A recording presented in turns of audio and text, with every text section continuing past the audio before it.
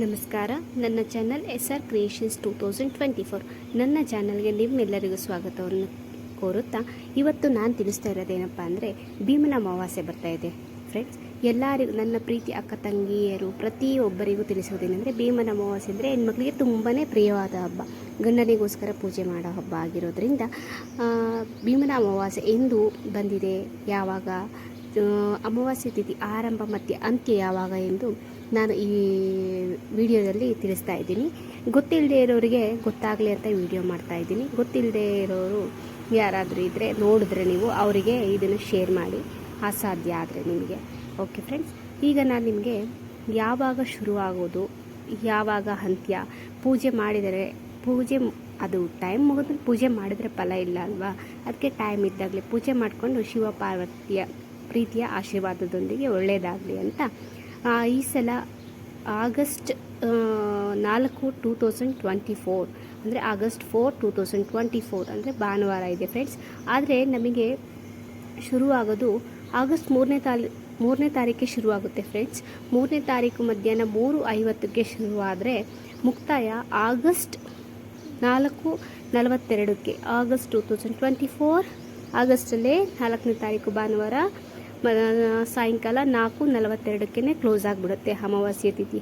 ನೀವು ಅದಕ್ಕೆ ಸಂಜೆ ಪೂಜೆ ಮಾಡ್ಕೋಬೇಡಿ, ಭಾನುವಾರ ಬೆಳಗ್ಗೆನೇ ಪೂಜೆ ಮಾಡ್ಕೊಳ್ಳಿ ಫ್ರೆಂಡ್ಸ್. ಜ್ಯೋತಿರ್ಭೀಮೇಶ್ವರ ವ್ರತ ಯಾರ್ಯಾರು ಮಾಡ್ತಾ ಇದ್ದೀರೋ ಅವರು ನಿಮ್ಮ ಜ್ಯೋತಿರ್ಭೀಮೇಶ್ವರರ ಪೂಜೆ ಮತ್ತು ಗಂಡನ ಪಾದ ಪೂಜೆನ ನೀವು ಭಾನುವಾರ ಬೆಳಗ್ಗೆನೇ ಮಾಡ್ಕೊಳ್ಳಿ. ಯಾಕಂದರೆ ನಮಗೆ ಶನಿವಾರನೇ ಸ್ಟಾರ್ಟ್ ಆಗಿ ಭಾನುವಾರ ಸಂಜೆ 4:42ಕ್ಕೆ ಮುಗಿಯೋದ್ರಿಂದ ನಾವು ಭಾನುವಾರ ಬೆಳಗ್ಗೆನೇ ಪೂಜೆಗೆ ರೆಡಿ ಮಾಡಿ ಕಂಕಣ, ಜೋಡಿ, ದೀಪ ಎಲ್ಲ ರೆಡಿ ಮಾಡಿಕೊಂಡು ಪೂಜೆ ಎಲ್ಲ ಮುಗಿಸ್ಕೊಂಡು ನಂತರ ಗಂಡನ ಪಾದ ಪೂಜೆಯನ್ನು ಮಾಡೋ ಅಂಥವ್ರು ಮಾಡಿ ಮುಗಿಸ್ಕೊಳ್ಳಿ.